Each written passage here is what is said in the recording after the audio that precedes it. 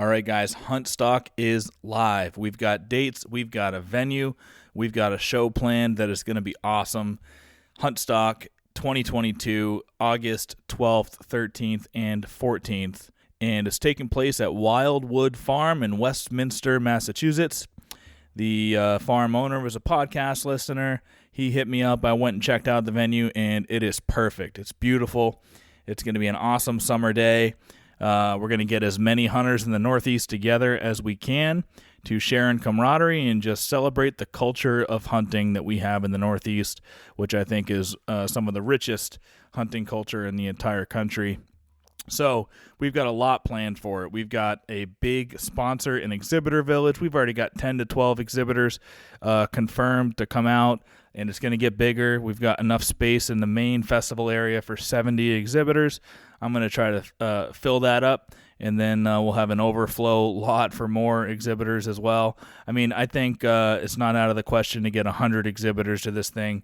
Big brands, Northeastern brands, outfitters, taxidermists, conservation groups. We're going to have a little bit of everything. We have a main stage inside the horse barn that we're going to build that will have seminars and live podcasts happening every single hour the event is open, Friday, Saturday, Sunday. We're still looking to fill some of those seminar time slots, but there's going to be a lot of really big names coming to this thing. There's some that we're working on that, will be coming from even out west in the Midwest, potentially. So I'm going to work really hard on this thing over the next 9 months until event day. This is something I've been waiting to do for a long time, and I just can't wait for event day. And I want everybody to be a part of it who can. Get your tickets early. There's an early bird special price up now on event day. The prices will be different. Prices will go up sometime in April. So get in there early. We're going to cap it at 2,000 people per day. If we can get there, that'll be amazing. In year 2, we'll expand upon it. But there's going to be nothing like the first annual Huntstock event. We have Northeast Big Buck Club coming to set up a awesome trophy room that will display some of the biggest bucks ever killed in the Northeast. Pat Burns will unveil the electric buck there. I've got a couple other guys who killed some giants last year who can do their public unveiling of their bucks at Huntstock.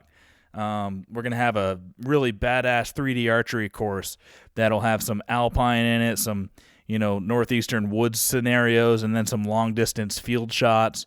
We walked what is going to be the course, and it couldn't be more perfect for a really awesome 3D archery course. So be on the lookout for that. And, other than that, it's just going to be a great time where hunters get to share in their camaraderie, talk about hunting, tell stories with each other, network. I want to do a gear swap as well, bring some old gear that you want to get rid of and that another hunter might be able to use. We'll have a whole section where people can just pick up free stuff, drop it off if you don't want it, and if you're walking through and you see something that you need, pick it up.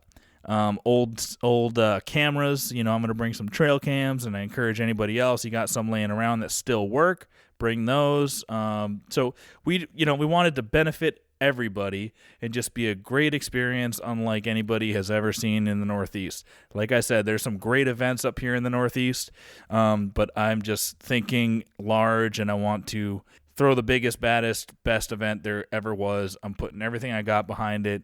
Huntstock's going to be badass. Make sure to get on and get your tickets, support the podcast. We'll have some charities that will be there, and you can support the charities. And we're going to do a lot of things for some great causes. So thanks again, everybody, for your support. We'll see you at Huntstock in 2022. You're listening to the Hunt Suburbia podcast. I'm your host, Pat Guyette. Big bucks I've been dreaming often, every night till I'm in a coffin. Vermont woods to the burbs of Boston, I'm looking for a tree to get lost in. Crisp mornings, little dust in the snow, quality time, just me and my bow. Fall evenings, I know just where to go for some quality times for me and my bow.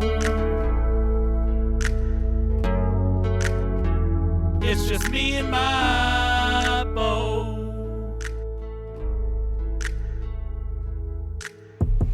right, this week I am joined by Torin Snydeman. He is a relatively new hunter the last 5 years. He has taken it to a new level, become obsessed with it. He is a former hockey player, Division I hockey player at Northeastern, played a year of pro, and just his whole life growing up was into hockey until he hung up the skates, and he found himself with a lot of free time in the fall and winter, and that's where he chose to channel his passions, his competitive nature, into becoming a better hunter. So he's got a unique perspective, hunts big woods up in Maine, also some suburban woods down here in Massachusetts. So here is Torin Snydeman. Enjoy. All right, we got another episode of Hunt Suburbia podcast, and I'm sitting with Torin Snydeman. What's going on, brother? How you doing, man? Thanks for having me over. Yeah, thanks for coming. Appreciate it. Yeah, you, Torin, back in October, early October, when I shot that first buck this year, and I was just going all over the place looking for that deer and kind of driving myself crazy. I think I made a post on the Hunt Suburbia Instagram just saying, hey, if anybody's in, this area, hit me up, and you were going to come help me look for that deer. I appreciate it, even though I found it before you came to help. Before I could appreciate make it out. Yeah. You just happened to be like a couple miles down the road, and I had like a last minute meeting pop up that morning. Otherwise, I would have been in there first thing. But I was glad to see you found it. And studs. I was just looking back through the text message chain, and I think that day you were like at 10:15. You checked in with me. You're like, hey, what's the deal? And I just sent back a picture. So that's a good ending to it. 100%. I was like, it'll make a good story. So it did, man. Yep. Torin brought in a Euro mount from his buck that he got in Maine a couple years ago. We'll talk about that story. Really cool rack.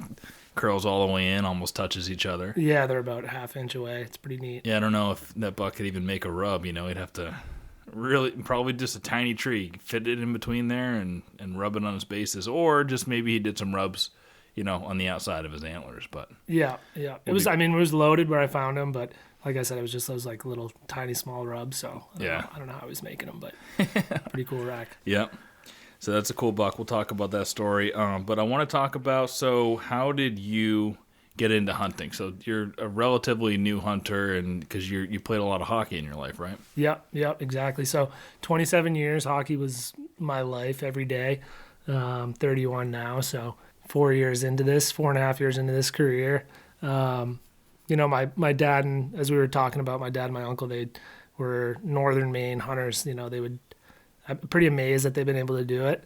My mom's a saint, obviously.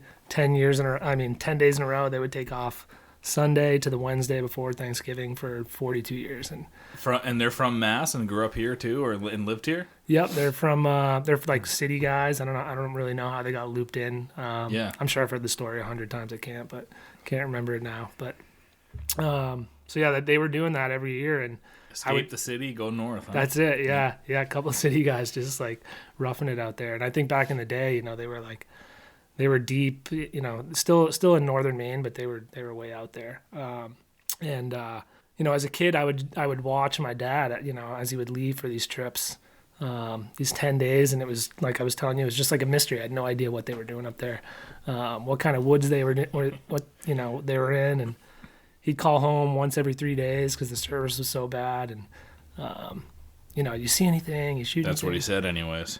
I can't call you. There's no service up here. See you in 10 days. The story lives on. Still the same agenda.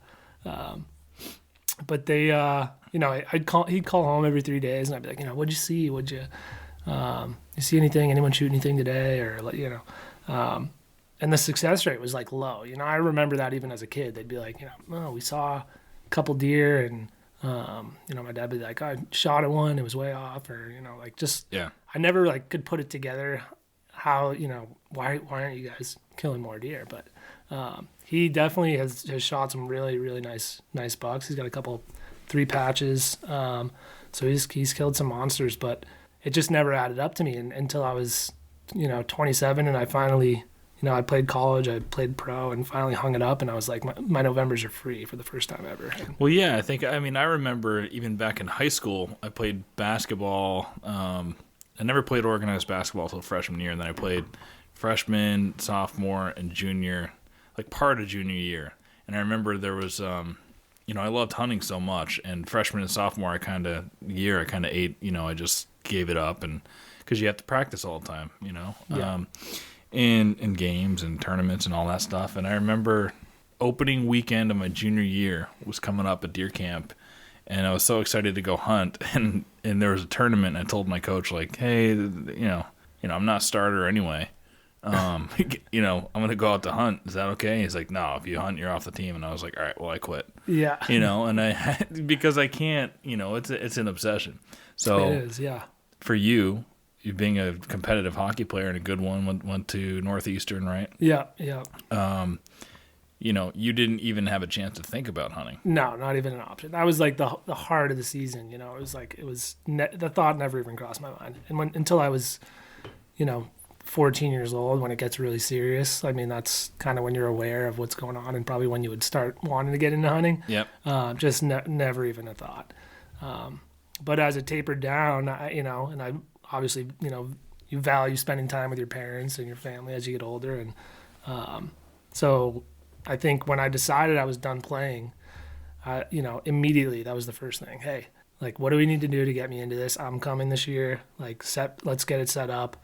I was always pretty comfortable being in the woods, but I just never knew what it really entailed until we got up there. So that must have been such a cool experience, though, for you and your dad. Yeah, I'm sure your dad wanted to take you hunting all those years too, but understood. 100%. I mean, the day that I told him I was in, he said, "All right, let's go shooting. We're going shooting this weekend." And I mean, you think like we'd go to a gun range or something down the street, but we got in the car at 4 a.m. We drove up to Maine to the camps. So my dad, he drives me all the way up to Maine. He's like, "This is it. I want you to see where we're going, and this is, we're gonna shoot. We'll shoot all day, but this is what you're getting into." And when I first got in there, I was like blown away. I was like, "Wow, this is, we're out there. This is." 20 miles into the logging roads, we're really out there. But Is this a camp that he owns? So, they never have owned a camp, but they've rented the same camps, like a reoccurring rental for, they had a different camp for 20 years. And then the ones they're in now, they've had for 20 years. So, I mean, they're fine. They have 3 plots on, there's only 3 camps on the whole site. So they take up the whole thing. Every year, the woman who owns the site, she's, they're yours. No questions asked. That's really cool. Yeah, so it's pretty sweet. How many people go to the camps? So it's fluctuated a little bit in the 4. I mean, this was my 5th year in the 5 years I've been up there. Anywhere from 7. I think this is the most we've had this year. We had 9 because I started to bring some people in. And, yep. I'm like, hey, we gotta. That's the best. It is the best. My fiance's brother, he's big into it too. And it's kind of been a good way for us to connect. So I had him up there this year. My younger cousin finally came up for the first time. So 9 this year, which was big. But a lot of guys to manage, and guys come and go at different times. Some guys got to go home for certain reasons. But it's so tough to explain to people who don't know the deer camp setting. What that experience is like, being in the middle of the woods with a group of guys, and then once the group of guys have been together for a while, it gets better and better every year. The camaraderie builds, and you establish kind of your the roles you play in camp and stuff, and it's just it's super cool. You're out in the middle of nowhere, yeah. Especially you up in the middle of the logging roads there. I mean, it must just be awesome. Oh, it's the best. It's literally the calendar flips, so the season ends, and I'm like, all right, 360 some odd days until next year. It's it's a long wait. But, yeah, if you're the guys at my camp, my dad and my uncle, in the summer we'll be up at the lakes, and we have lake camps and stuff. We'll be doing some fishing, but somebody will always say, yep, before you know it, it'll be deer season again, or it's only so many days left, you know, and it's just a constant, you're constantly thinking about it. 100%. Yeah, but now those guys they're definitely older, but they're they're not tech savvy, but they get it a little bit. So they're in the group chats, and all summer, guys are, trickling stuff out. Hey, have you seen this post? Have you seen this online? And so everyone's getting into it, and we got a really good group. So your dad brought you up to shoot there. Yeah. And then what happened? So your first year was a whirlwind. Yeah. I saw deer my first year. Did you hunt with your dad or go off on your own or how? So one day we just hunted together one day. He kind of like showed me the ropes. He's like, this is how you walk. This is, where you want to go. Using your radio, GPS, he wanted to just show me the basics. And I think I, pick up on things pretty quickly. So I was like, all right, I can do this on my own. Just like, I'm not naive. I was stumbling around out there probably the first 2 years, making a lot of noise. And, if you don't have snow on the ground, it's still hunting. So it's like you got to go slow and take your time and look for sign and put yourself in the right spots. So my first year I saw some deer. The very last day that I was hunting, I came to this big clear cut near a swamp, and I stood on top of a rock at the edge of the swamp, and I was like, this is a pretty good spot. I might just post here for a minute. And so I stood there for probably 20 minutes, turned off the back of the rock and went to relieve myself.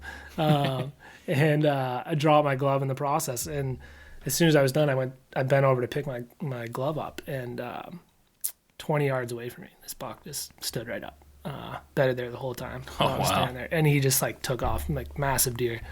He didn't hear you until you turned around?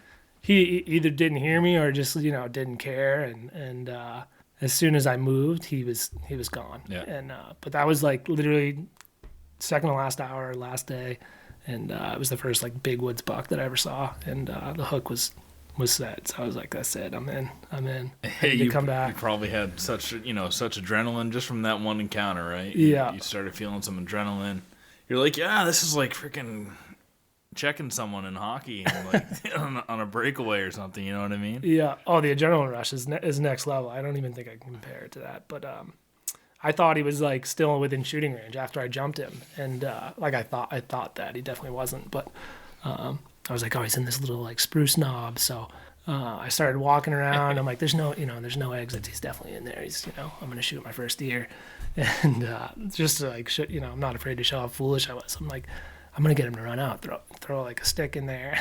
And I finally, take a walk around. I'm like, there's 100% a spot. He just jumped out. He's gone. Never see that thing again. But like I said, that was the hook was set. I saw my first big woods buck, and I was all in after that.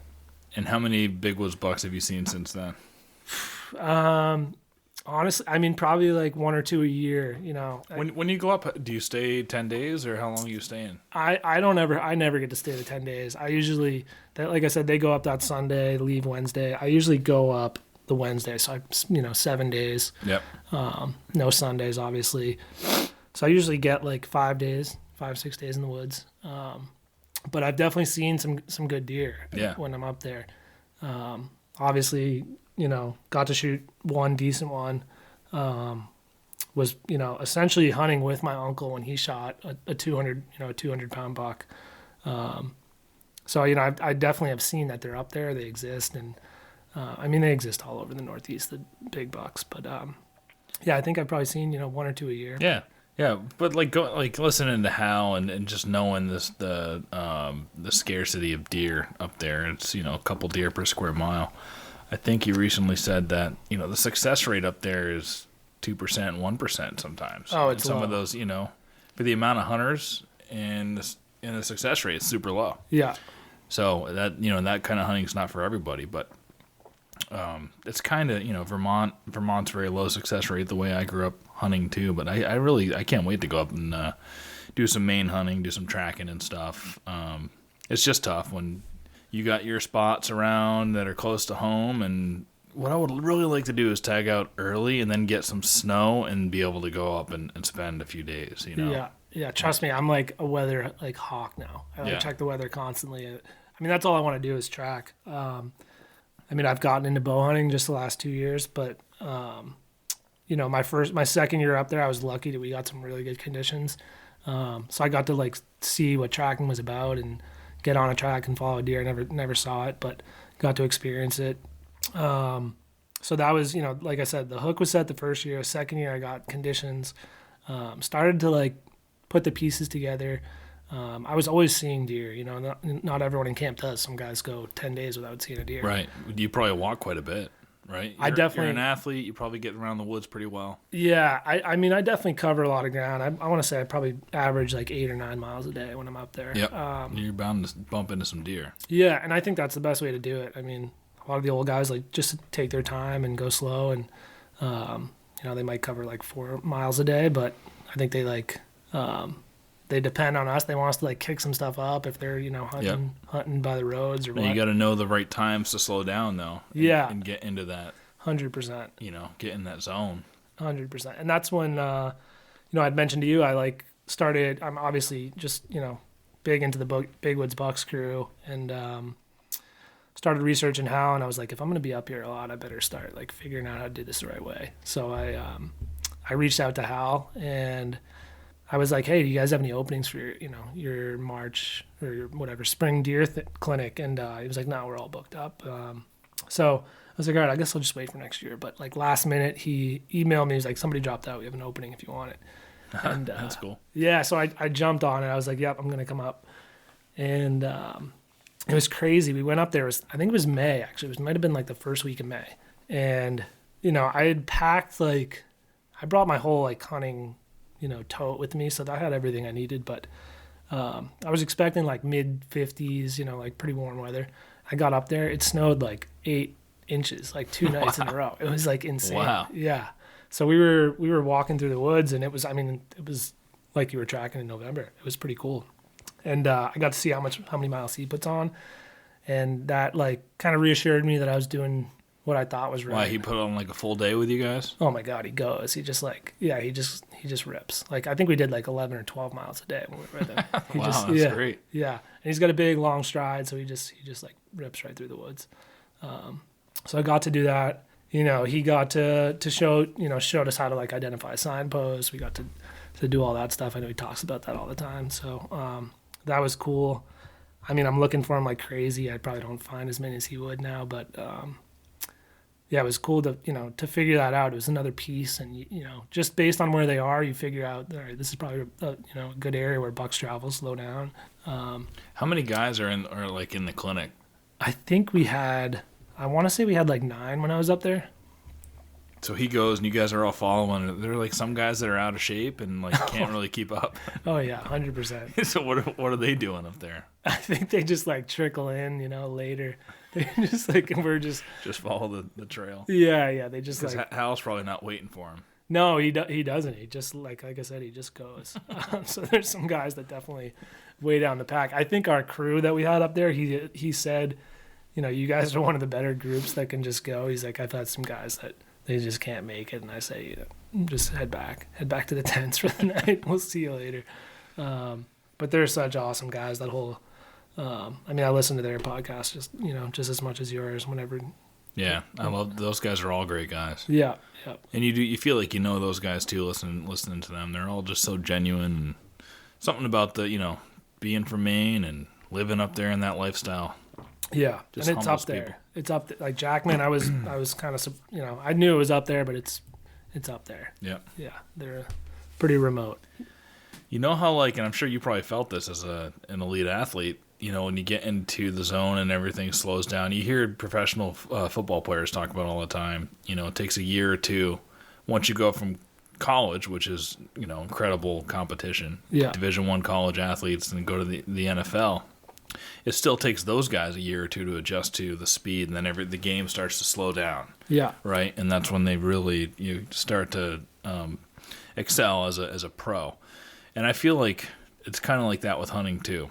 Although I've been hunting for such a long time, I don't remember the difference. But when I see new hunters now, yeah, like my buddy Scotland and people who I've introduced into it, the main thing I notice with new hunters is that they just go so fast. They're moving so fast and making so much noise. And I think, once you figure out the pace that you should be on and how quiet you got to be when you walk, that's when things start to open up. Yeah, 100%. And like I was saying, there's not a lot of young guys at camp. So I'm like since I've gotten into it, and I don't have a ton of friends that hunt. I didn't, that's why I wasn't into it when I grew up. I just didn't have a lot of guys around me that hunted. But since I've gone up there, I've tried to pull some guys that I think would like it. So last year I brought one of my best friends along with me. He just kind of goes like, I think he's, and you know, I'm not saying I'm a master still hunter. I still have a ton to prove. Like but I think this year I took a big leap. I finally, like you said, I figured out, I realized I was at a different level. You know, I know the cadence, the speed, the silence, you know, how you have to move. But these, you know, some of my buddies I bring up and they're just like bombing through the woods, you know, making a ton of sound. I went out hunting yesterday with my cousin who's a first year hunter. And you know, he's an athletic kid, but he came up to Pittsburgh with us too, but he's just like so loud in the woods. I'm like, man, quiet. Like I keep emphasizing, I try to do it subtly. I'm like, hey, you gotta like go slow, go quiet. When you think you're going slow, go slower. Yeah. It's like just putting your foot down softly. That's like a skill. It takes a couple of years to figure that out. Yeah.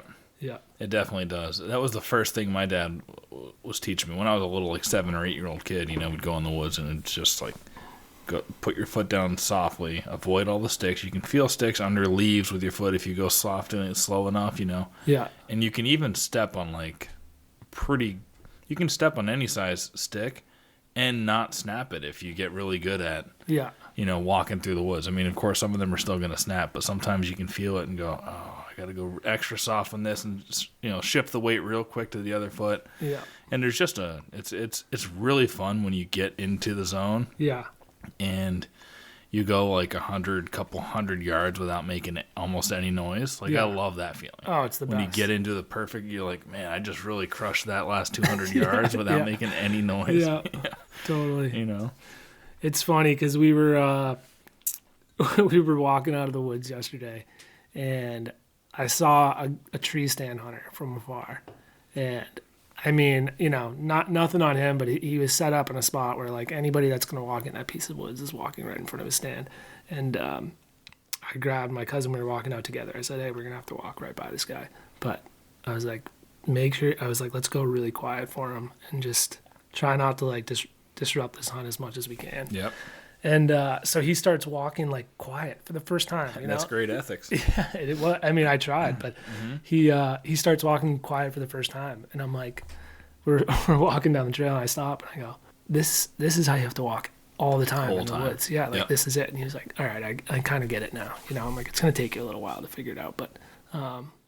But if you're like tracking and you're on a deer and there's snow and you know the deer, you're getting into a big patch of hardwoods or something, you know, he's just through it.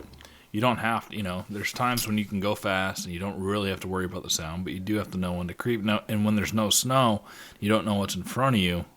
It makes it a little bit harder, but still when you're in the big open pieces and you can see and you've scanned and there's not, you know, there's nothing there and the likelihood of something bedding down in the open like that is really low, you can still move through it pretty quickly. Yeah. But I always try to be as quiet as possible, even if I'm just cooking through the open woods. I'm still, you know, scanning. There's a piece of moss, there's a rock, there's a log. All three of those things I can get on without any noise, and you just kind of pick it apart. Yeah, I can make it 30 feet without making a sound. Yeah.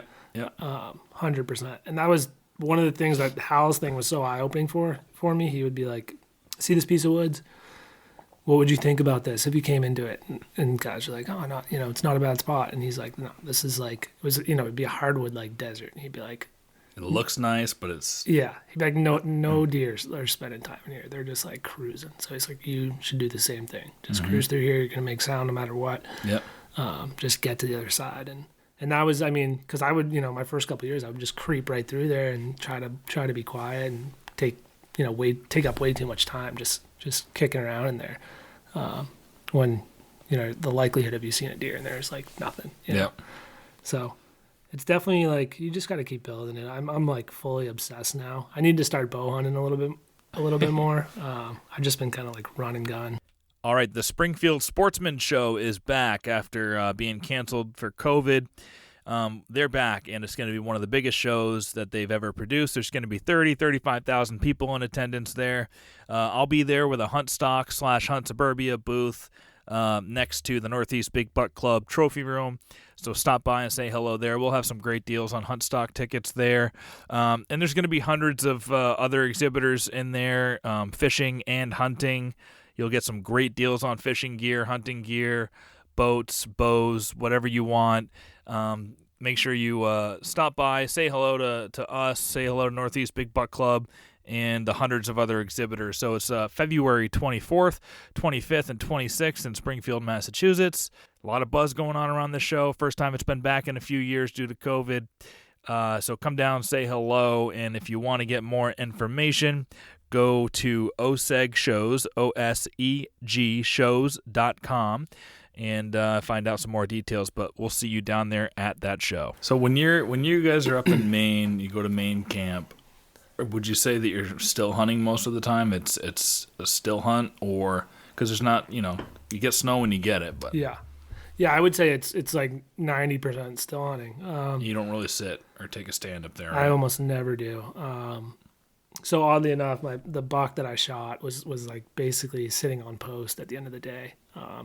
So I mean, like 1 for 1 for posting, but I almost never post up there. Well, maybe I'm onto something. Yeah, maybe you're onto something. Yeah, or maybe my dad's onto something because he was like, you should go post over there. I was like, okay. Well, I was just gonna say, if you're doing 90% still hunting, I don't know if you've heard of the Salerno Brothers at all, but it's worth listening to those guys and reading up on them. Yeah. Have you heard of them? No, I haven't. Yeah, they're in the Adirondacks. Legendary family over there. They track when they get snow, of course. The big tracking culture in the Adirondacks too. But they still hunt most of the time because you don't get snow all the time. Right. And they're really, really good still hunters. And I listened to, they were on, I can't remember which podcast it was. It might be Big Buck Registry. Yeah. If you just go to your whatever you listen to podcasts and type in Salerno, Salerno.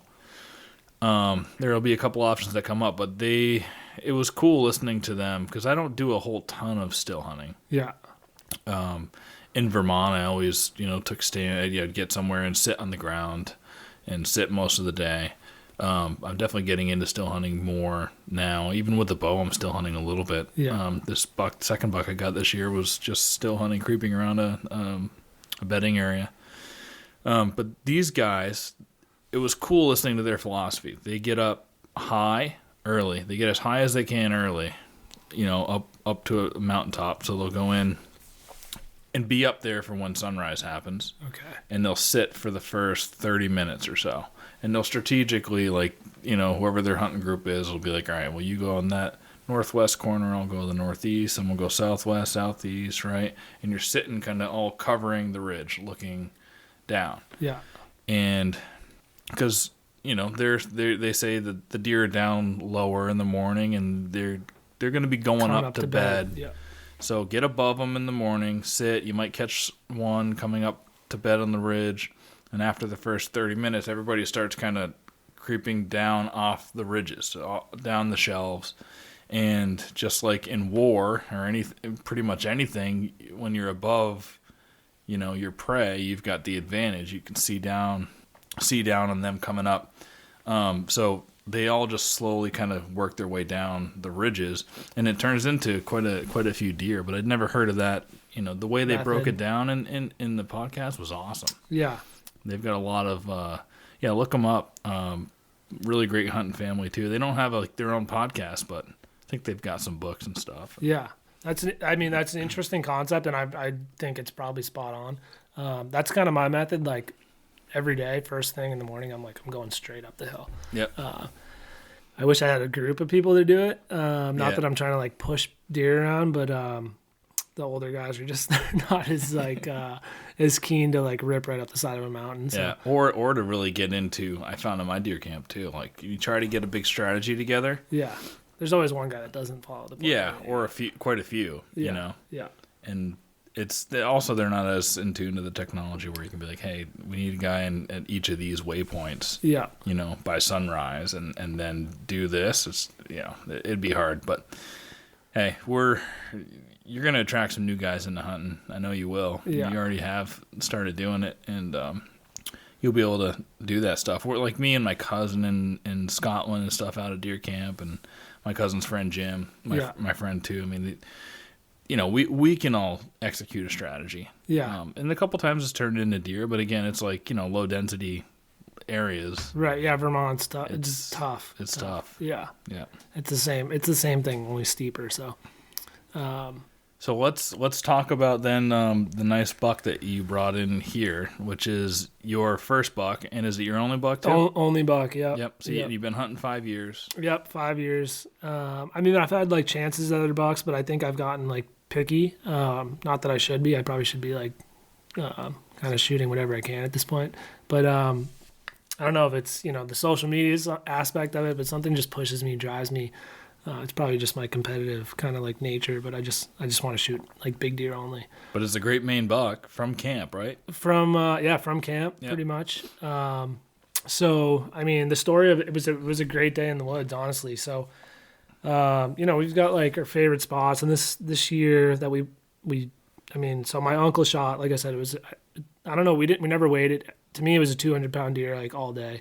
He was just a stubborn guy. He's just gonna tag this thing, and like I was like, "You've got to get that weighed." He's like, "No, I don't care." And the tagging station we went to didn't have official scale, so he's like, "Nah, whatever. We'll just throw a tag on it." So we hunt. We've got like probably 10, 15 spots that we like to, and these are big woods places, so you can wander for miles.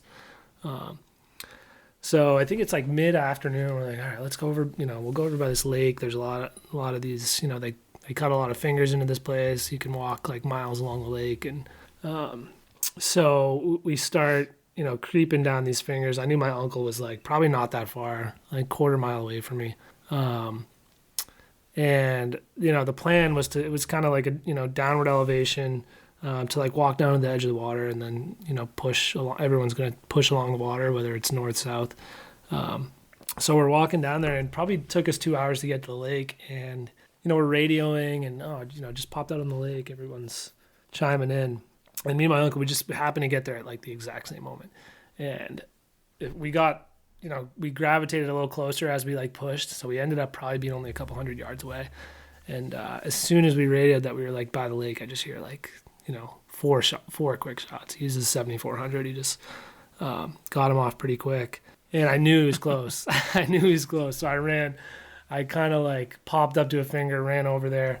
I got to him in probably a couple minutes, like 3-4 minutes, and I just see this beast. It was a big like mountain deer.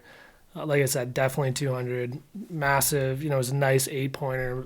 Definitely a mature buck. He was a scrapper, had some like wounds, and broke off a tine, broke off his brow tine. But he was a big buck. So, I mean, that was like the real first one that I saw someone take down, and I was like, all right, there's definitely big deer up here.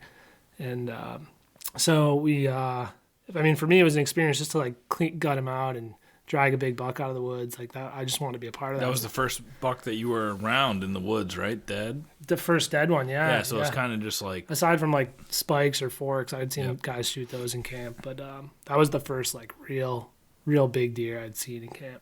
And so I just wanted to be a part of it. I was like, what do I gotta do? I'll drag this whole thing out. And I was, the youngest one, so I was like, yeah, no, I'll pull this thing right out of here.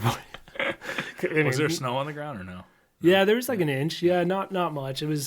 But it was super crunchy. It was cold. It was like ice. So I didn't think we'd even see a deer. I was like, it's so loud in here today. Come to find out, it's not that easy to drag a 200-pound deer out of the woods. But, especially when you're at a low elevation, you probably had to go up over something. Up the hill, straight up the hill. Yeah, it was terrible. Yeah. But we got him out of there. And so, like I said, we went in there at noon. It was probably like 2 o'clock, 2:30 by the time we got it in the truck. And I had been in the spot, like on the other side of the logging road, down into this bog the day before, where I told you I saw like a ton of these rubs, ton of buck signs. So my dad was like, let's just go on post, for the afternoon. Everybody go pick a spot that they like around here, and we'll just feel it out. So, I knew right where I wanted to go. I said, I'm going to go to this cut, this finger where, I saw a ton of this sign. And, but when I got there, I was like, you know what, there's nowhere to sit. There's like nothing good here. So I ended up just like getting on one knee, like in a lunge position. I was like, I'm just going to sit like this, see how long I can stick it out for. So probably 45 minutes, an hour goes by. Sun's starting to go down, and I'm looking down this twitch trail, and I say, if there's one spot that deer's gonna pop out, it's gonna be right up this twitch. And probably like 3:45, we're talking like 15 minutes before sunset, I just see this rack like tumbling up through the brush, and I'm like, no way, no way, that's a buck. And so I put the scope up, and as soon as I did, his head like crested the edge of the cut, and I was like, oh my god, yeah, this thing's coming right at me. Just like you drew it up, too. Yeah, just like literally exactly where I said this thing's gonna come out. And he's just on a beeline, he's just, he wasn't like trucking, but he was just coming up out of bed. I don't know what, where he was. Coming right at you? Coming right at me, yeah. Probably saw him at like 150 yards.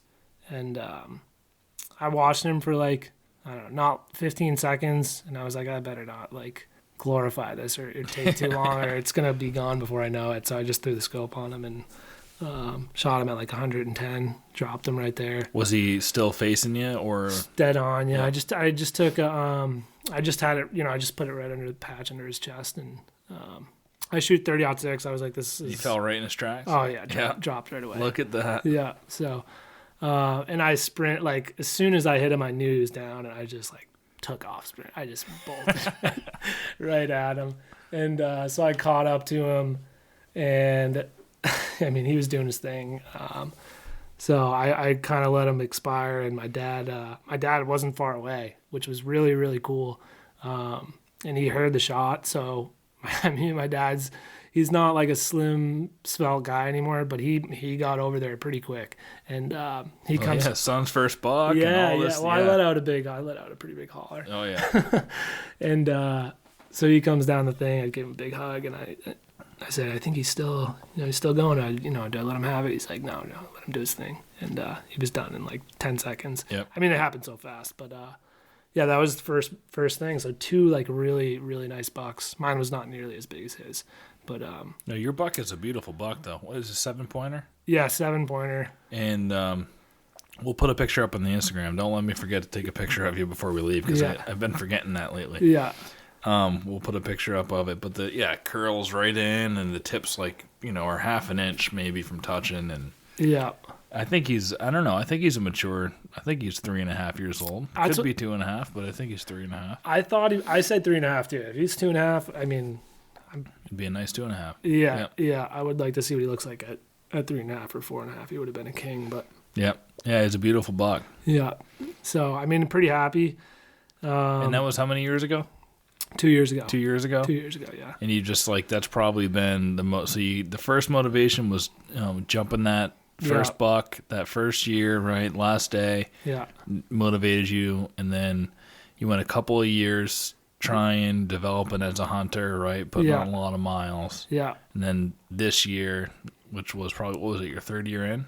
The year that I shot that? Yeah. Yeah, third year, because I shot like a doe my second year. Yeah.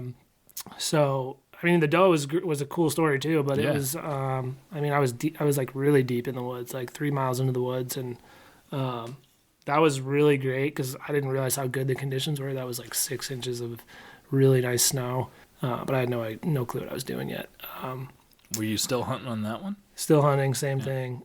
Just trying to like get into sign, and that I was on like a deer run like way in the woods, and there was so much sign around. I said, I'm about to jump something in here, and I was coming down a cut, and then this doe just like kind of ran right up on me, like just full sprint, stopped at like 20 yards, and I was like startled. I had no idea, I was like, holy shit. Something pushed her to you. Yeah, I don't know what and there wasn't, nobody else was around me, so I don't know what it was, but I was like startled. I was like, holy shit, there's a deer right here. And so I was like, I guess I'm going to shoot this. Because I was at the point where I was like, I got to just get it over with, Yeah. And I put the gun up, and she just like took off. And so I was like, damn. So I'm watching her like run up through this cut, and there's an opening. And this was like, I was shooting like a 30-30 open sights. And she was running up the cut. She probably got like 110 yards away. And I said, there's an opening right there. If she runs through that, I'm just going to blast her. And so I just, 110 yards away.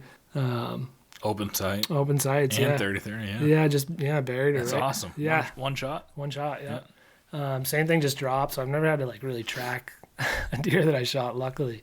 But So yeah, the buck was, I mean, that doe was obviously, but I still hadn't really seen a shootable deer that I like, a big buck that I wanted. That one kind of like set the hook. And then last year was a tough year. We had really bad weather. It like rained a lot up there. And it wasn't until I got home that it started to snow, like last December around here. Yeah. And I didn't have a muzzleloader, so I just went and bought one. I was like, I need to get out there. And What'd you get? I just got like a CVA. Yeah.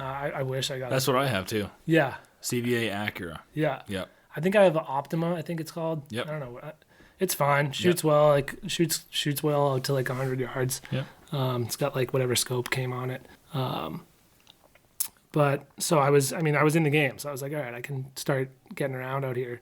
And we got a good storm, and I have a good buddy that I played hockey with. His parents have they live on a pretty good piece of land up in like Ashburnham area. So like up in Zone 9, northern part. I'm not going to get too specific, but so we got some good snow one day, and I was like, I can probably go tracking there. So I went and I got on a deer early in the morning, and I jumped it within like an hour in the woods, and it was a buck, but I couldn't see what it was, and I was like, all right, I'm off on this thing, and I went the whole day. Like, it took me 7 miles through this piece of woods up there, like crossed a couple roads, and wow.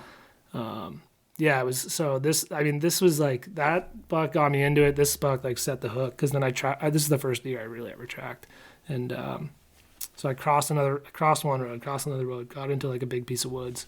And then probably like 5 minutes before end of shooting light, I jumped it again, and it was like 20 yards, and I just saw like it was a big 8-pointer. And I was like, all right, this works. You know, if you get the right conditions. Get shot off? No, he was like running into a swamp, and I was like, you know what, like he's gone. If I go after him, I'm like getting deep into the woods. Yeah. I gotta walk all the way out. So I was like, I'm just gonna have to come back. Yeah. So I've been hunting there like a lot the last couple weeks. Yeah. It's like my shotgun muzzleloader zone. So I wish I probably should have gone up there this morning. So it's where I hunted yesterday. I saw 6 deer in there yesterday. Wow. So yeah, nice. It's a good little spot. That area is where Huntstock's going to be.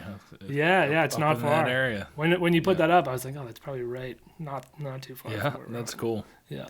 So you have I wanted to say, so like that doe that you killed, that just kind of was like startled you. Yeah. I don't know if you heard from the podcast last year after Scotland killed his deer, but it was a Sunday, and we drank quite a bit the night before because Chris got a nice 6-pointer with his bow up there too, my friend from down here, and that was a, just unlikely scenario. So we were celebrating his buck, and drank quite a bit, and still do it.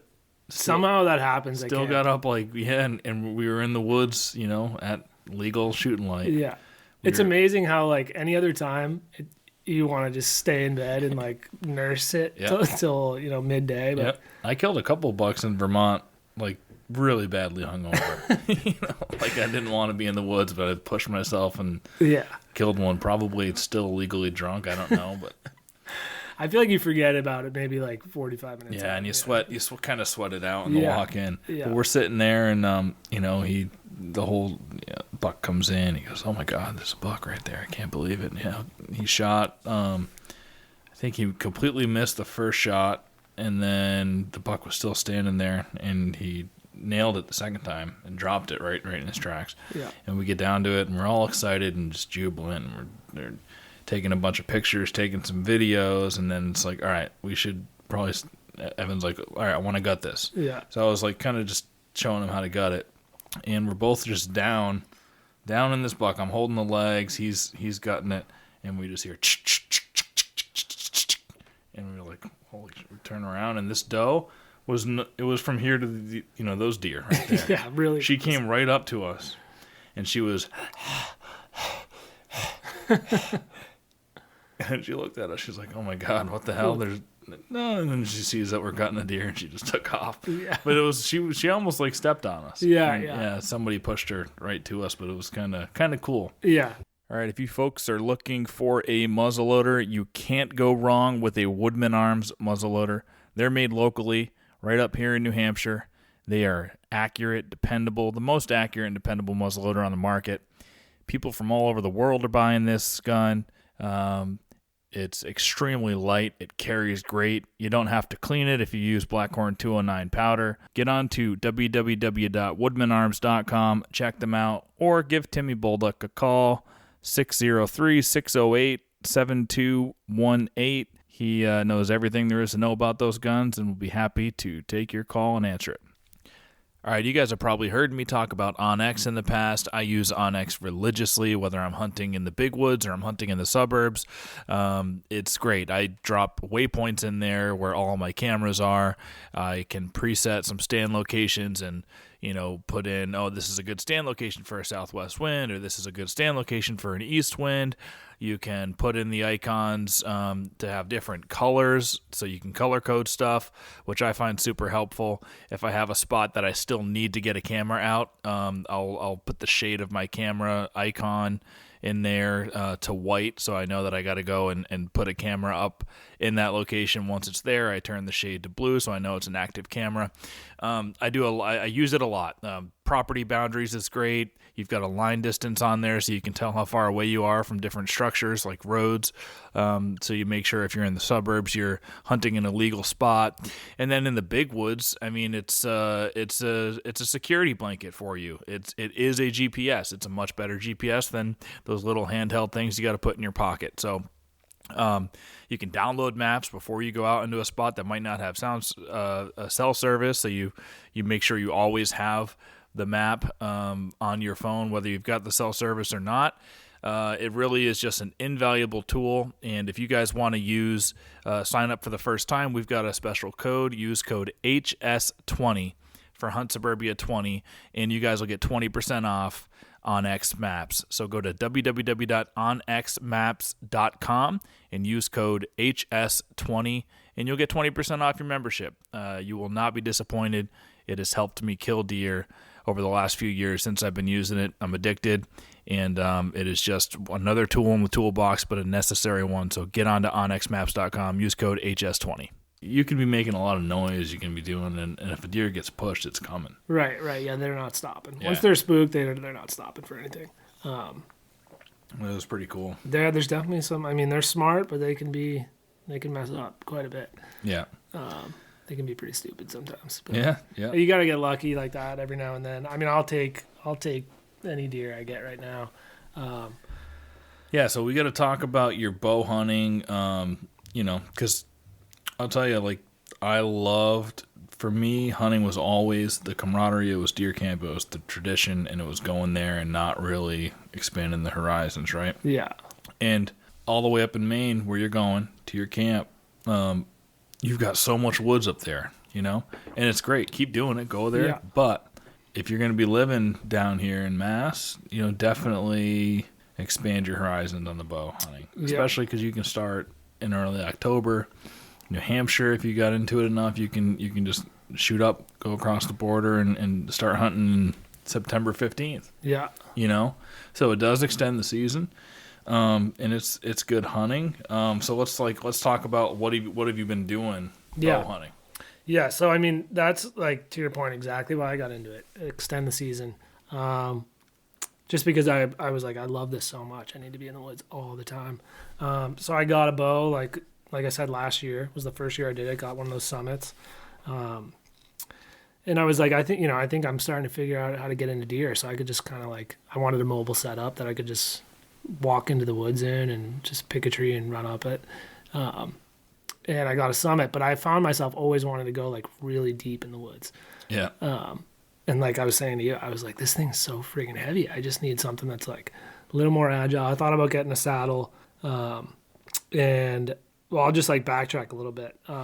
So the first year I got into it, and I started putting trail cameras out like crazy. My parents' house, they're in Zone 9, Northern Zone 9. They have probably 300-400 acres behind their house of good woods. And, growing up, used to see deer all the time in the yard. Matter of fact, I was over their house on Sunday morning, and there's 20 deer in their backyard. So, I mean, it's pretty rural where they live, but there's always deer there. And I was like, you know what, there's definitely some big bucks up here.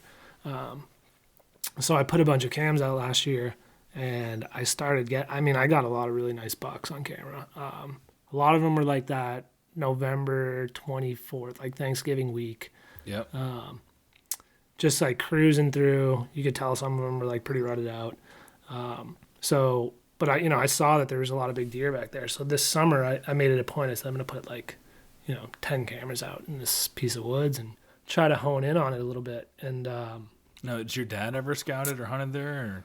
No, my dad just like he just loves the Maine. He likes Maine, and he's just like so consumed with doing like other, a bunch of other stuff. He's just like busy man. Yeah. Like, he's always got something going on, a project, building something. And he probably just sets away that time for Maine, for his hunting, and that's it. Right? Yeah. Yep. Yeah. And I think he's like killed some big deer, and he's like, he's content with just being up there, and he likes being with the guys. And, I just don't think, he's definitely was probably more into it when he was younger, but I think now he's like happy to see that I have something else that I'm doing. I think he like really enjoys how into it I am. Yeah. So, excuse me. So like I was saying, I put about 10 cameras out there, and I was like, I'm, fixed on finding a big deer that's back here. And this summer I started getting a lot of pictures of some like really nice 140 inch, like really, really big. For what I thought was a big buck. And yeah, it was like some really nice deer. So I saw him last year. I had him on camera last year as an 8-pointer. This year was a 9. He didn't grow much, but you could tell he was the same one. And, I knew I thought I was going to hunt back there this year. And so I came back to hunt there, in September or in October. I hunted kind of where I am now and kind of like running and gunning. Found a few spots I thought were decent. But I was like, I'm going to spend some time in November because that's where I saw them all on camera. And so I went back to hunt there like last week, and there's like, I don't know why my dad didn't like tell me about this, but there's like massive construction, like not far from the house. And I'm like, I go to check my cameras. There's like nothing for the last month. I'm like, oh man. I'm like, what is going on? Apartment complex or something? It's honestly the neighbors, they own like 10 acres of land. I think their kids are like building out in the back. So they've just been like clearing a ton of land. And, but I went home the other day to check cameras at like 2 p.m. and there was just like, trucks in and out of there. I was like, oh my God, there's no way there's anything around here today. Yeah. So I kind of like washed that spot, and then I was like, I guess I'm just like still shotgun hunting for the rest of the year. So I think next year will be kind of like my big bow year. Yeah, you don't give up on that, your house where you grew up there, because those deer will be back in that area. 100%. Yeah. Now they have less room to go, so it'll be like more of a little funnel now. Yeah. So I think I'll be back in there. We're also probably going to move in the next couple months, so we'll move somewhere in between those two places, so it'll still be easy to get to. You're gonna buy a house? Yeah, we're starting. No, dude, it's not the best time. Not the best time. I know, but still. Yeah. That's what my wife and I bought this place 2 years ago. Yeah. Yeah, 2.5 years ago, I guess now, and we were like, it's got to be the peak right now. Yeah. And we felt like we were buying at a bad time. Yeah. And then it's not. No. It's gonna keep. Well, you will too. Even though it seems like it's high, I think it's just gonna keep going up. Yeah. Especially Massachusetts. It's this is such a desirable place, and like you're still in earshot of the city. I lived in the city for 8 years. I'm like, I can't do that ever again. Me too. Yeah. Somerville for like I think 5 or 6, and then I went to Southie for 2 years, and then Quincy. We had kind of the same thing. I was Back Bay, like Northeastern Fenway area. Then I was Southie. Then I was Quincy. Those Southie years are fun though, Oh, it's great. Yeah. It's great. But there's no hunting there, or a different kind of hunting. No, that's when I was like half in. When I would spend my like week up in Maine, and I'd just go right back to Southie and do the whole Southie scene. But we're gonna get a house. We're with like the my future in-laws right now, and they're like, great, hospitable, and they've been really good to us. But I'm like, we gotta get out of here. We're getting tired of it. So we're close. We'll get out of there in the next couple of months. Yeah. So like for me, when we were looking for places, your fiance will have her things that she wants and needs and are non-negotiable, right? And then you should have some too, but one of them's got to be backs up the woods. Yeah. I told her, I go, that's it. That's the only thing. 100%. Yeah. And it's a good idea for way more than just hunting. Right. And I think, I don't want to see anybody through my back window. Yep. Yeah. But like also we bought land that was back there that we didn't know, it wasn't even for sale. I reached out and bought some land. Nice. That's and huge. you can't do that if you're backed up against somebody else's backyard. You're never going to be able to buy some, Right. Like there's all kinds of just, different benefits of backing up into woods. I mean, it's going to be more desirable in the future too. Like when, land already is scarce, but these COVID type times, it's like when you have woods are a resource. Yeah. You got firewood if you need it. If you own land, you got deadfall and firewood. You got animals walk through there that you can potentially hunt. Make sure you got a place that you can hunt. Oh, 100%. It's so funny. She sends me out. She knows now that's like my only stipulation. Yeah, she can have whatever else that is mandatory. Yeah. Just back up into some woods. 100%. It's so funny. She sends me like a place now, and it's without a question. I know every house she sends me that she wants to go look at. I'm like, I already know it backs up the woods. Yeah. She knows that's like the one thing. So I just don't know how anybody could buy a house. I just don't see it where like you see it sometimes. There's like a big circle and. There's houses on the outer side of the circle. Yeah. Or the neighborhood, right?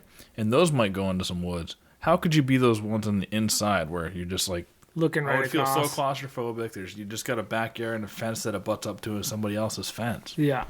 I can never live that way. Trust me. And my dad owns a fence company, like that's what, and I literally grew up doing that. It's coming full circle. They can only do so much. Like I grew up doing that, and you can only put up a fence so high. Like I'm like, no way. Yep. It's got to back up the woods, and that's my dad. Same thing. Our house. Yeah.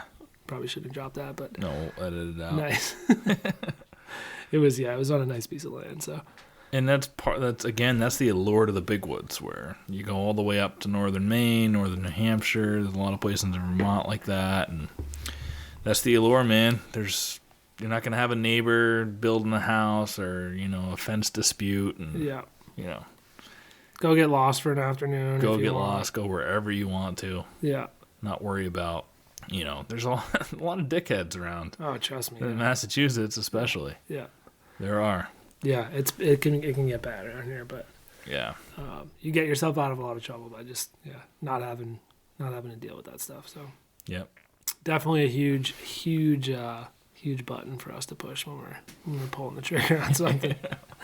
But and I think that'll just like propel. I mean, I think next season we'll be in our own place, and that'll just propel. Like the bow hunting to a new level. I'll have time to scout something that I can just walk into, or and I mean it shouldn't be an excuse because I should be able to find places I can drive to, but I just. What do you think your biggest challenge is right now with bow hunting? I just think like off season time, just like finding the right place. I think I can just kind of it's a fault, but I think I can go in there and just scout enough to find a spot that I think is good enough. And I think that's probably the biggest downfall right now. I just don't put enough off-season time in. I should be in the woods probably in like February, March. Yeah. January, February are huge, especially when you still got snow. You can follow tracks. You can take your Onyx or whatever you're using as a GPS out, and that's actually that's how I killed my second buck this year. Last year in February. Well, it was actually this year. I'm calling it last year. Yeah. This year in February, I went for a walk and just covered a lot of ground in the snow, and I marked every bed. And then I got into one area where there's just tons of beds. Yeah. It's not just one here and there. It was a bunch, and there was a doe group, and there was a buck bedding area, and they were distinctively different. Yeah. And I marked them down as a place to go check out again. I never even thought about that place all season. Just because you have thousands of waypoints, but when you do enough scouting, you end up having thousands of waypoints. Maps littered. You're like, what the hell? And I was just happened to be hunting in that area in the morning, and I was like, all right, and it was quiet, nice walking, and jumped a couple deer in the morning in the previous spot, and I was like, all right, I need to go. Let's pull up the maps, and the closest bedding area. Then I saw it, and I was reminded how like nice of a bedding area it was, and it was pretty close to where I jumped those deer and. Walked in there and crept in.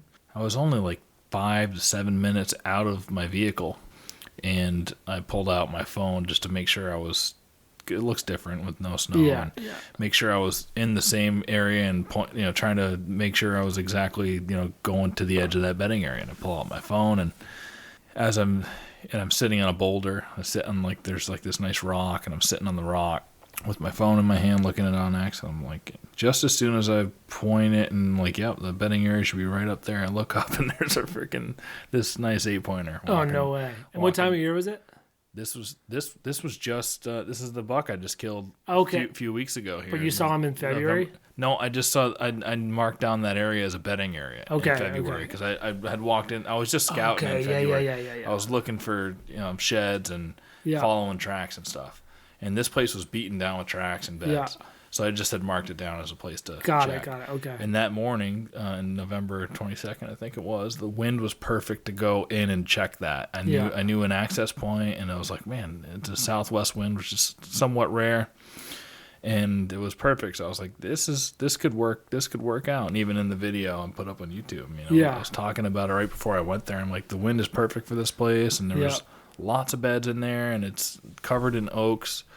So I feel like I'm going to see something. And it just two things worked out. And you were only in there for 30 minutes. Right? Yeah. I was in there for 7 or 8 minutes, honestly, after I left my car. Yeah. Yeah, it was 7 or 8 minutes. It wasn't a crazy walk or anything. Yeah. And shot him. Perfect shot. I backed out for an hour. But it was just that's why, the February scouting killed that deer for me. Right, yeah. That's why it's so important. Yeah. Yeah, I think that's the biggest hurdle for me. And I mean, there's no excuse. I ski a lot. My fiance is always pulling me to go skiing, which is a big thing. I love skiing too, man. Yeah. So, I mean, that takes up a ton of weekends. Yeah. Because I feel like literally every weekend we're going up there. I love it. I love skiing. So, like you said, another thing to fill the void of not playing hockey anymore. I love skiing too. I just picked that up 3 or 4 years ago. Yeah, I'm all about it. Yeah. So we ski like crazy. Where do you go? We ski Sugarloaf a lot. We J-Peak a couple times last year. Sunday River, Stratton because it's not that bad of a drive. Yep. I haven't been to any of those. No. I go Killington, Okemo. Okemo's great too. Yeah. Yeah. Killington's awesome, but it just gets so freaking crowded. That's just where I grew up. Yeah. I just can't deal with it. It's all New York play. I'm like, I just gotta get out of here. It's super crowded. Yeah. But fun scene. When you're single, it's a fun scene there. Yeah, it's a good spot. It was definitely the party mountain. Definitely. You go to Pickle Barrel and forget some of those other spots. But what is this? There's a tiny mountain in New Hampshire that we went to a few times last year and actually really liked it. It's super small. Sunapee, it might have. Yeah, I think actually Sunapee's a good spot. Yeah, it's right off 89, and we loved it. It's super good. cool. It's really good. Super cool mountain. All those places. I mean, you get at Franconia Notch. I mean, that whole area gets hammered. Loon, Cannon, but Loon's another one. It's 2 hours from Boston, so they just get a million crowds. So yeah, we ski. I love Okemo. Okemo's awesome. Sugarloaf. Yeah, Sunday River. I mean, I just love Maine, so I try to go up to Maine. Sugarloaf. Yeah. They're all pretty good drives, but that takes up a ton of the winter. So, but I mean, it's not an excuse. I need to get out there. I need to I feel like this year, still, I've spent a lot of time. I've gotten in the woods surprisingly a lot for shotgun, and I'll probably still get in the woods a lot for muzzleloader. And I'm cataloging, where I'm seeing sign, where I'm seeing deer, because I've seen a lot of deer, just this year since I've been in the woods.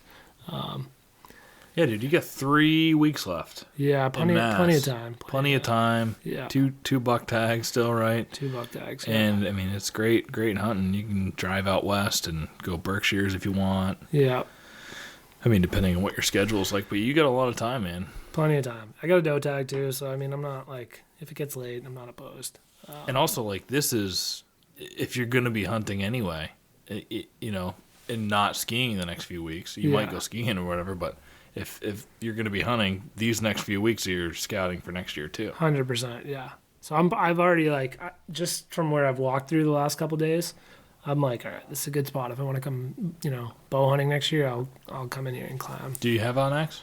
I do, yeah. I use it like crazy. Yeah. Now I do. Not as not just the last 2 years, but I mean, I definitely had some spots. I think this would have been a good bow year. where I live now, my fiance's like parents' house, her brother has got like some trail cameras out back, and there's like a lot of nice deer that walk through there. But I kind of like feel like it's his spot, so Yeah. I don't want to spend any time back there. I'm just like, it's yours. Even though I know there are deer that come through there, and I've walked back there. There's some really good scrapes, right, within 500 feet of his house. Is he a big hunter, or you just got him into it? No, he's big. He was before me, and he's killed more deer than me. He's definitely into it, and he was more of an archery guy. I've kind of like pulled him the other way. I'm like, we got to go up to Pittsburgh. We got to go up to Maine. So, and he's got some buddies that hunt, so that's like we kind of established our own little crew that goes up to New Hampshire. He came up, like I said, to Maine this year, but he's into it. But I think that's like his area, and I know he's killed some good deer back there. Yeah. So I'm like, I don't want to even though it's I live there, he lives in the city. I'm just like, I'll leave it for him. When he comes home, he needs to. Another couple of years, you guys, you're gonna be married to a sister, and he'll be like, dude, you should have asked me.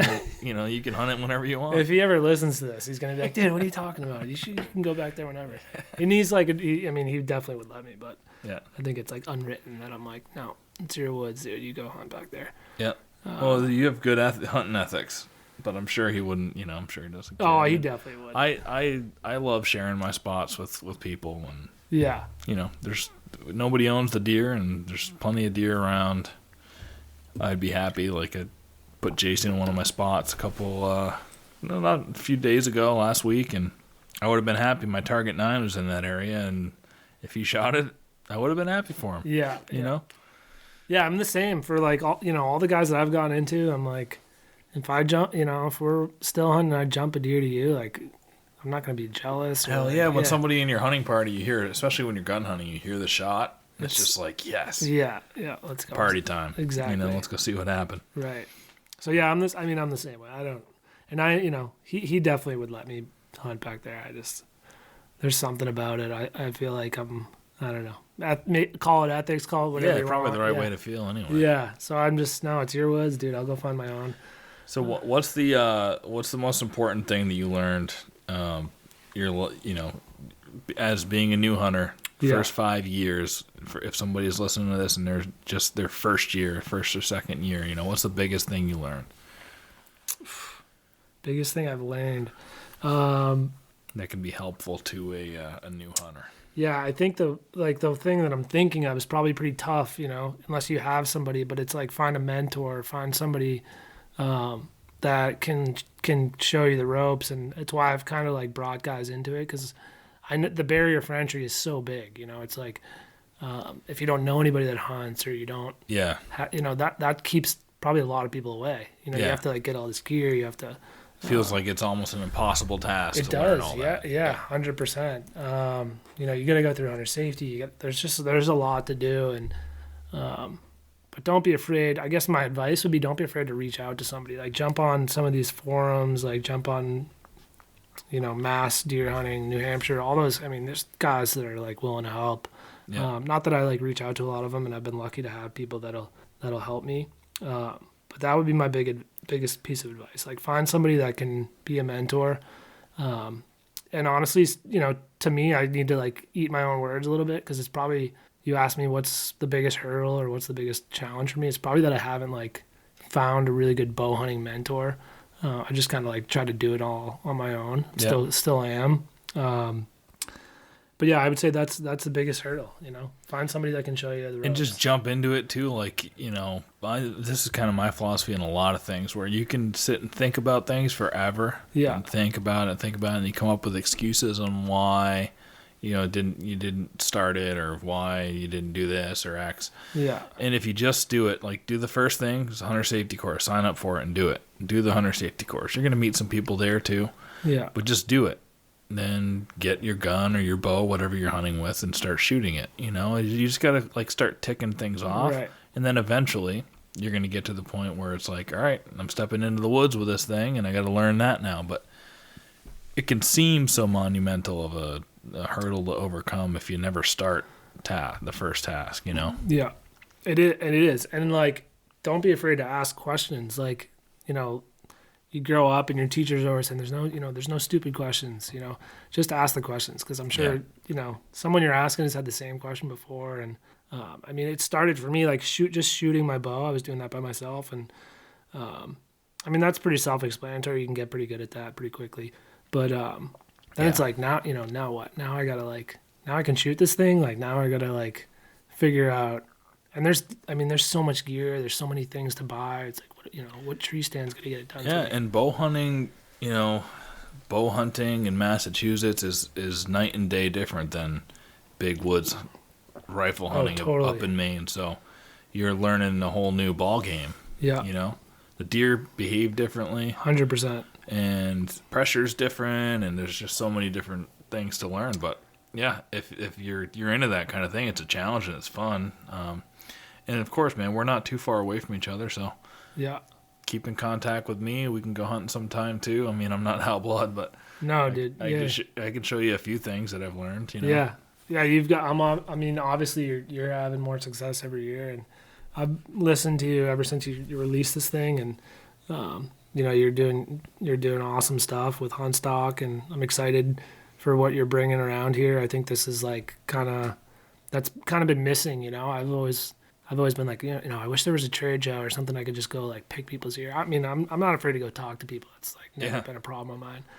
Well, yeah, you say you do that for a day job. You go to a lot of trade shows. I mean, I've been to tons of trade shows and expos, and the day job is an outdoor event. So and I heard that from other people too. There's not a lot. There is the Sportsman show in Springfield that I'm going to be there with a hunt stock booth, and I've been in contact with Doug, who owns that show, and he's the man, and he's going to help promote hunt stock. And that business is a tough business to be in. You got to establish yourself in conference centers and stuff. It's a big expense to rent that place out for X amount of days, and it's just it's a hard business. So that's why there's not very many of those shows around. But even so, they're indoor. It's an indoor show, and hunting's an outdoor sport. And I kind of wanted to just bring an outdoor expo, into the space, and something a little bit different. Get the podcasters all together, get the YouTube creators all together.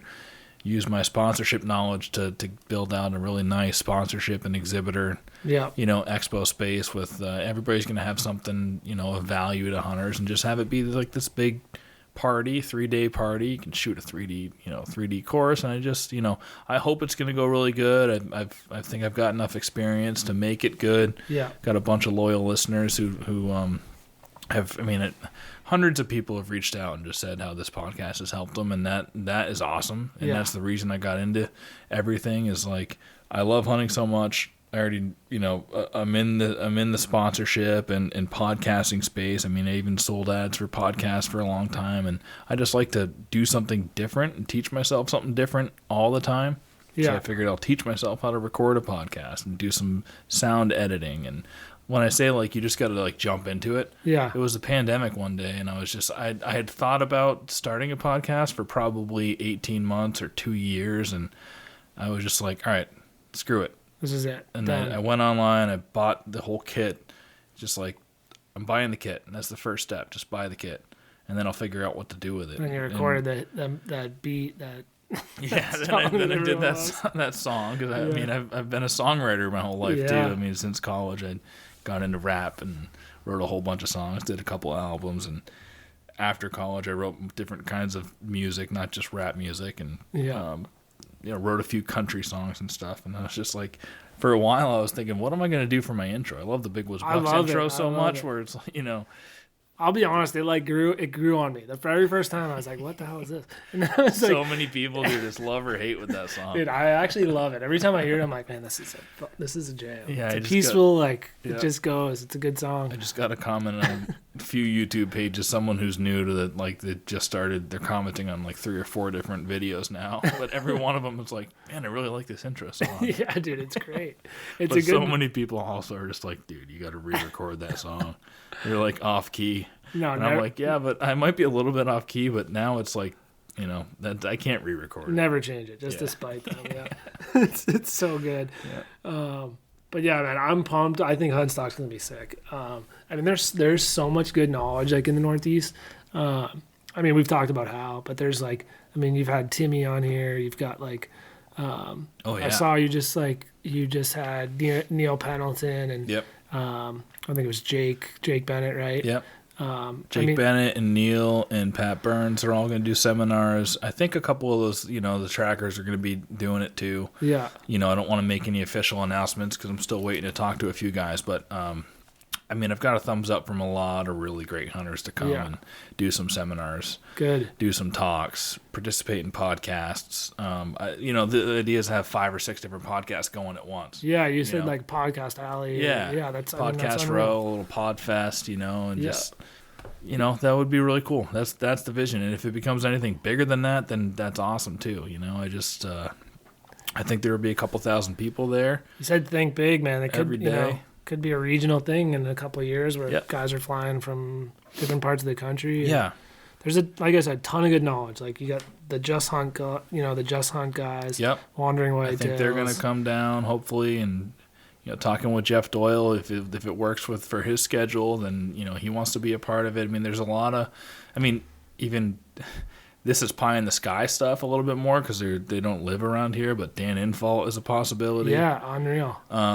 There's a few other guys I've been talking with, Bo Martonic from East Meets West. And, yep. I mean, it could happen. There's like a bunch of guys that it could end up being like more of a. I want it to be regionally. I'll get all the regional podcasts here first, but if some of these national or bigger, more well-known podcasts want to come, I mean, it could be a really awesome event. Shout out Mark Kenyon. Yep, Mark Kenyon too. That's a possibility. Yeah. Yeah, him and Hal just connected. And yes, I heard that. He spent a couple days up there, I think. So yep. That's pretty sweet. So, I mean, really the sky's the limit, and if you build it, they will come, and that's kind of just how I felt about it. It's going to be good, man. I'm happy to, like I told you when I reached out, like any way I could help. Yeah, man. Yeah, we'll talk about it when we hang up here. And for sure. So, dude, I appreciate you coming. Great to finally meet you, and sure we'll do some hunting together and stuff. And for sure. We're close enough, man. Yep. Truly appreciate the hospitality. Nice cloud candy. Can't beat it. So. Oh, yeah, one of the best. Yeah. So it's been awesome, man. Thanks for having me. And yeah. You want to plug any Instagram or anything like that, or no? I don't have anything. I don't have anything. Patreon.com/T Snydeman. No, don't need to shout myself out. There's not enough good content going out there. Hunt Suburbia, go follow it. All right, bro. All right, man. Yeah, appreciate thanks for coming. Yeah, thank you. Big bucks I've been dreaming often, every night till I'm in a coffin. Vermont woods to the burbs of Boston, I'm looking for a tree to get lost in. Crisp mornings, little dust in the snow. Quality time, just me and my bow. Fall evenings, I know just where to go for some quality times for me and my bow. It's just me and my